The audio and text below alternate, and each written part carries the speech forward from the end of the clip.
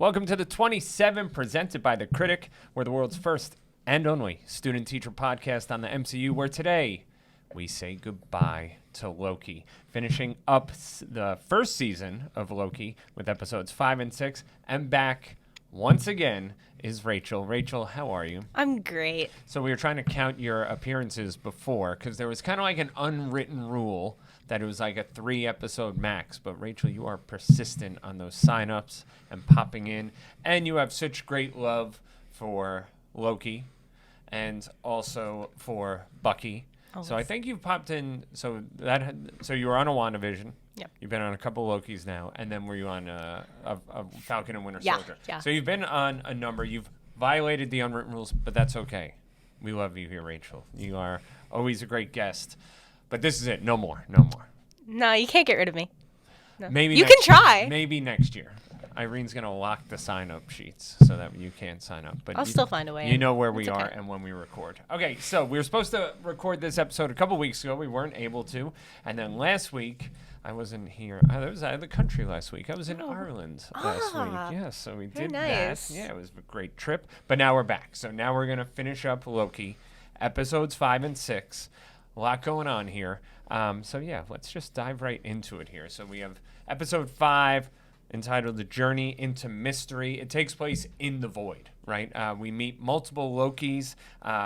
We learn a little bit more about Renslayer and her involvement in everything. We are reunited with our friend Mobius as well. So a lot of things happening in the void here.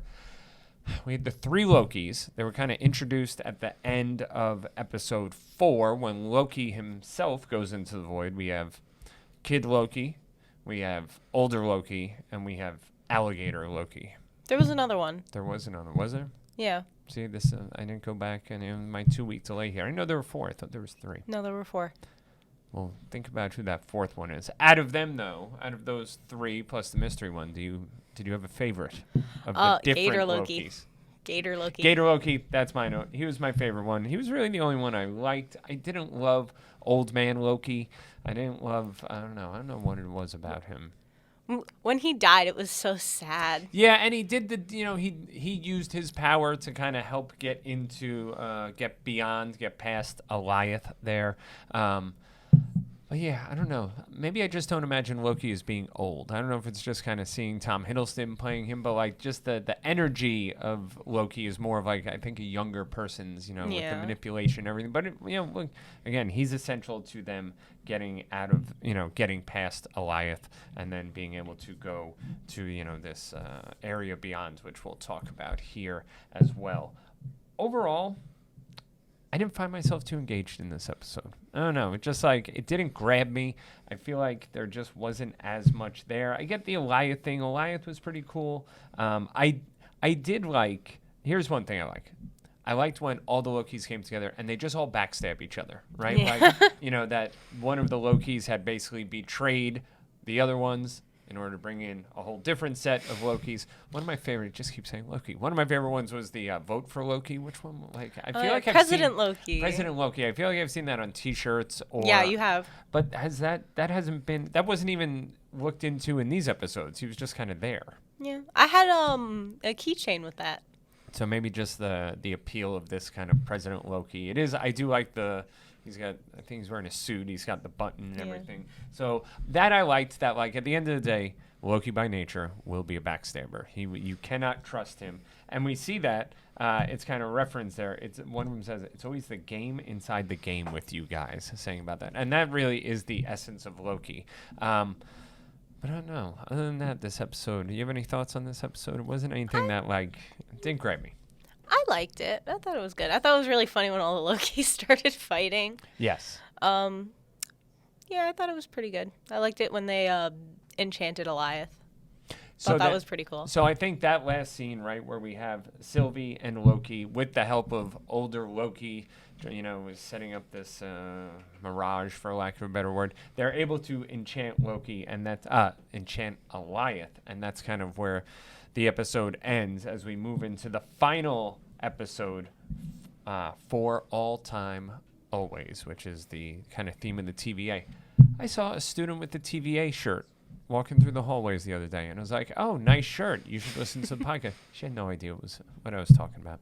So disappointing. So there sad. are ads up around the school. No one looks at anything, I guess, with the actual TVA logo on it. But alas, maybe that student is listening now. I don't even know who. I think it was a junior. I don't know. So we get past. We have Sylvie and Loki get beyond Goliath to He Who Remains, which I also don't like. It's such a stupid name. It's kind of stupid. Just like, yes, he remains. He's there at the end. And when we get to him, he's such a cliche, mysterious cornball guy. Like, and by cliche, like the eating of the apple, like that's kind of like just like what, like it's so super villainy that, but it's a cliche of that. Like I'm just like the cool guy eating the apple, and you don't know much about me. But yeah, I don't know. And this is Kang, right? This is what we're to believe. Now, you're supposed to be my point person here, Rachel. You don't know much about Kang. You were telling me before. Yeah. Do we know anything about Kang? They all fought. They all fought for control. Well, yeah, and then you do get the backstory there. There was a student I was talking with. Who was this? It's a previous guest. So many students get like real deep inside info with me. It was a senior. This is so bad. I should remember this, but I was covering a gym class down in the weight room. Had never been in the weight room until a couple weeks ago. Didn't even. I mean, I knew it existed, but never been. I got class down. And this student was explaining to me essentially that Kang is like super all powerful, like essentially the Thanos of this, this new phase where like he's indestructible, super villain. And then we get this guy. Like I'm not feeling this guy. He doesn't really have much of the super villainy kind of vibe going on. Yeah, and they speak of essentially when he tells the story of his creation that there are these other Kang variants, or at this point it's He Who Remains. So we have these different variants of this villain all over. This is one of them, and I think I get the sense. I know Kang is in Quantumania. Still haven't seen it. Hand up. Still have not seen Quantumania. But that maybe these evil Kangs are out there, but this is not one of them. Maybe one of the evil, more evil versions of him could be like a Thanos. Yeah. But this one definitely isn't. And he speaks of these other ones, like essentially he gives them two options, right? Take over for him or kill him, and if regardless. If they don't take over for him, that these other Kangs are going to come and let loose on the universe. And we see that at the end, right? Where like when when Loki is basically transported back to the TVA by Sylvie, that at the end of it, there's this chaos that's happening because this attack seems to be underway. But we also see this statue of He Who Remains, or Kang, within the TVA, which at first I was confused about, but then I realized, are we essentially we're in a different universe at that time, or a different TVA in another multiverse. Is that fair to say? Yeah. Based on No Way Home, we're to believe that the creation, the work done by Doctor Strange, to erase the world's memory of Peter Parker is what creates the multiverse, right? That was kind of like the gist that I got out of that. But are we now to believe that Sylvie and Loki are responsible for the multiverse by like this kind of chaotic event, this branching off that happens after the death of He Who Remains? Is this a creation of the multiverse? Yeah. I'm like, because they broke like the order, so it could definitely help contribute it. And essentially that the TVA exists, we learn we learn a lot about the TVA, but they're existing to protect cosmic harmony, and without them and without He Who Remains at the end kind of being in control of everything, that all hell is essentially going to break loose on the timeline. And this is what happens here. And when she kills our Kang, He Who Remains guy, which he says, she plunges a sword into him and he says, "I'll see you soon." So I don't know if that's referring to some type of variant of his that will be coming to kind of take over everything. But could just be repeating itself, so they'll end up there again. Just a loop over, and he would know. One of the things I did like was that like he, in the very first episode, we get that they have the printout of everything they say, and he even has like the printout there. Like he knows everything that's going to happen. That's why Sylvie can't kill him there. Talk to me about the kiss between Sylvie and Loki. Nah, I'd rather not. So why not? Why would you rather not talk It's about it? just why? It's a little weird. He's so in love with himself. Why? Yeah. He's like well, because that's who he is. Now, look, I know we've established on this podcast you are a Loki apologist. I gotta say, you would just make any excuse for Loki, but yeah, I can't excuse this though. he loves. I'll excuse the murder, but not this. Excusing his overall behavior is maybe it's an extreme part of it, but this is also part of his behavior. The idea that like he does love himself, and that's what it is. So then. Yeah, it was this weird, like, incestuous type thing. It was very uncomfortable. He took it too far. He took it too far. I think he looks in Sylvie's eyes. He said, I just want you to be okay. And then they kiss. No. And I don't appreciate it. I was watching it. I actually had to put my phone down. I couldn't continue like that. I can't. In the last episode, our guests kind of referred to, since I hadn't seen it, some things that would be coming up they were just like, no, I do not like this. And I think that was one of them there. Loki gets sent back away. He's in the TVA, and this is what I was referring to earlier. He runs into Mobius, who's like, Loki's like freaking out towards Mobius about what's happening, and he's just very unclear as to who Loki is. He's like, you're an agent, you'll know how to figure it out. And then this Kang statue appears in the screen. So yeah, it does appear that Sylvie's temp pad sent him to a different type of universe. When Mobius didn't know who he was, my heart broke. Yeah. It was so sad. You could see how sad Loki was that he didn't remember him. But at least it's the sense that we're on a different timeline. Right, that it's not just Mobius forgot him, but that it is part of a different timeline. But it's still so sad. Yeah, I mean, now also though, you know, like, they've been friends for like a couple days at this point. When will we get wrapped up? Yeah, but they got close over that time. I feel bad for Mobius when he finds out that like he's a variant as well, and like I just love that little thing of like, which isn't really explained, but like his love of jet skis and everything, and that like he has this sense of this previous life. But he can't quite put his finger on it. But there he is, like, honorably serving the TVA, despite the fact that they're the ones that kind of pulled him out of his life. Was he? No, was he? No, sorry, I'm back and forth here. That Renslayer was the principal of the school. Yeah. She got pulled out of it. It wasn't, and that kind of was a tie back to earlier in one of the episodes. They like see the pen there. We learned that Loki will return in season 2 at the end. That season 2 will be there. Are you looking forward to Loki season 2? I am. I'd like to know what happens. You want to know what happens with it? Yeah, I don't know if I want to know what happens. So let's wrap this up. I don't think this is a good show. I liked it, but was it necessary? Maybe not. Probably not. Yeah. Kind of like all the storylines in Falcon and the Winter Soldier. Yeah. It wasn't really necessary, but it's there now. It's all right. It's pretty good. I liked it. I look forward to season 2. What happens with it? I will always say, if you say something is pretty good, that's a borderline insult for me. It's like, yeah, it's pretty good. It's not bad. It's not bad. That means it's not good. Well, I'm going to shout out my cousin's son, my cousin Andrew Bailey.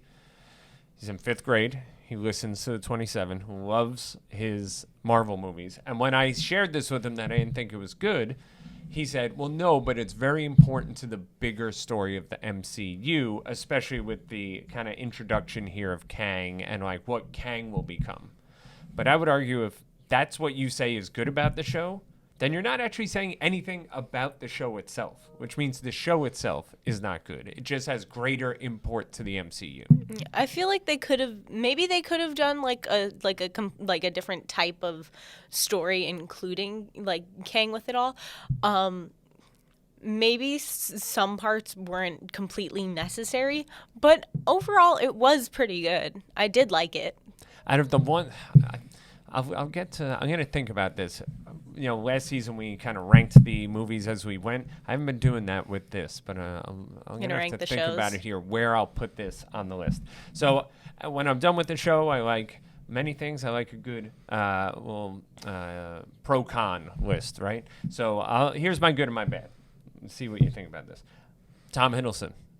Amazing. Good. amazing. He plays him well.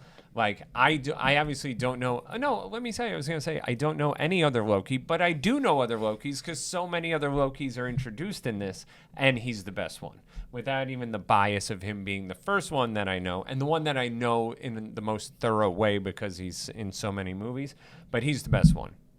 The British accent, he's charming, it's just, and to play that type of deceptive character, you need to have charm, I think, right? It's not just like, if you're just like a kind of a jerk who is deceptive, it's like, I won't like you. It's different. But it's like that little bit of both. You like him, but you don't like him at the same time, except you who just... I just like him. Who just likes him. I like Owen Wilson, too, who plays Mobius. I like Owen Wilson outside of Loki, so I probably have some bias with that, but I think he's good. I think the first few episodes are pretty good, setting it up. I do think it falls off towards the end. So on my kind of bad list, I think it loses the story of Loki a little bit, right? Yeah. Like, if I'm watching, Loki has a show, I assumed or would have liked to have gotten more about Loki as opposed to this whole TVA timeline stuff.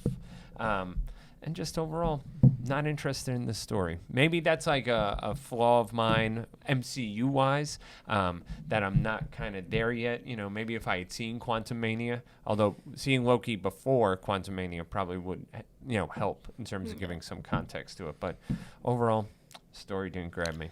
Well, you say the story didn't grab you, but you're probably going to wind up watching season 2 for the show anyway. Potentially. That's you got to talk about it on here. You did season 1, now you got to do season 2. But this is the age-old question about the existence of the 27 going forward. We'll see. Maybe it'll be a separate timeline. The 27 doesn't exist. It's not this timeline. You still got that merch though, which I appreciate. You got your shirt on today. Yeah, you're probably right. Will I watch it? Sure. Will I be looking forward to it? No. It just, I just didn't think this was that good. Maybe something in the second season will grab your attention. Yeah, you never know, and maybe I'll learn some other things along the way. So now if I think about it, do you have a favorite show? Not movie, but MCU show. Probably WandaVision. Yeah. Because I feel like over all of them, it kind of has the best storyline, kind of, because then it has like all the different eras in it. It's got like the 50s. It's got like this. It's got like all of the different stuff, and it's kind of just better because then it just connects really well to Multiverse of Madness. Yeah, I think it's like a good bridge show between the previous movies and then leading. They just connect everything really well to it. Yeah, and it's got a great love story in it. Yeah, it's got a love story. At this point, we've watched and reviewed. We are now done with Loki, WandaVision, Falcon and the Winter Soldier, and Moon Knight. Moon Knight and WandaVision are my two favorite ones. I would say WandaVision might be my favorite one. I really did like it. I also just like it was more episodes, although the same probably runtime because Wanda was like 9 30 to 40 minute episodes, and these have been like 6 50 to 60 minute episodes. WandaVision had like a clear storyline. It was easy to follow. Yeah. While also you needed to discover it along the way too. Like at the beginning, like what is this like 1950s show? But yeah, I would agree with that. I put Moon Knight there. I like Moon Knight. So now the two that I haven't loved are Falcon and this one. And I don't know where I would end up. I might like this one the least. I don't know. There were things about Falcon and the Winter Soldier that I absolutely hated though, which is why it's kind of creeping up there. There was more Falcon and the Winter Soldier had more stuff that I enjoyed, but also more stuff that I hated. Whereas this was just kind of I think the young people use the word mid. I don't know if that's an appropriate use of that jargon, or if I'm too old to be even saying that. But Falcon and the Winter Soldier definitely had stuff that it could have left out. Yes, it was trim the fat. And like you said before, Loki could have definitely focused more on Loki. Yeah. But overall, I thought both stories were pretty good. Okay. Yeah. I think I'd place Falcon and the Winter Soldier over Loki, though. Okay. Yeah, I think I might do that. If push came to shove, I might do that, because there just wasn't much that grabbed me about our friend, other than Loki. And I'm speaking as someone who enjoys Loki. I like Loki. I like Tom Hiddleston. I like the whole thing. But maybe not so much on this. All right. Well, I think we did it, Rachel. I think we're in a good spot. Yeah. We'll put Loki a little bit down. Maybe you like it a little bit more than me. But again, Loki stan. Yeah. Bigger Loki stan or bigger Bucky stan? Don't ask that question. I think I've asked it every episode, just trying to get an answer. You won't get an answer. but It doesn't matter how many times you ask. Fair enough. Okay, well, we are the 27. You can find us on Instagram at the 27THHS. The Classic YouTube channel as well. Our last 3 episodes are up. Last 4 episodes should be up now. We have our franchise debate with Mr. Gelman. Best and worst of Spider-Man with Brenna and Evan. Loki episodes 1 and 2 with Rachael. And then we had our episodes 3 and 4 of Loki with Scarlett, Rebecca, and Adiola. And here we are there as well. Thank you to Irene, our producer. I'm just going to say, Irene, our new video editor, I didn't write the name down again. Help me out. Rajvi. Thank you, Rajvi. My apologies. I have it that I need to add your name, and then I just kept forgetting to edit. So that's on me. But thank you to Rajvi for editing our videos. We'll be back next week. A new show. Hawkeye. Have you seen Hawkeye? I have not, actually. I have not either. We'll be watching it. We got a couple juniors coming in. We got Io and Malik joining us to talk about episodes 1 and 2 of Hawkeye, so we'll be doing that next week. Rachel, thank you for coming in. Thank you for your service to the 27. And yeah, I'm sure we will see you again down the line. You definitely will. Very good. Thanks for listening, everyone, and we will see everyone next week on the 27.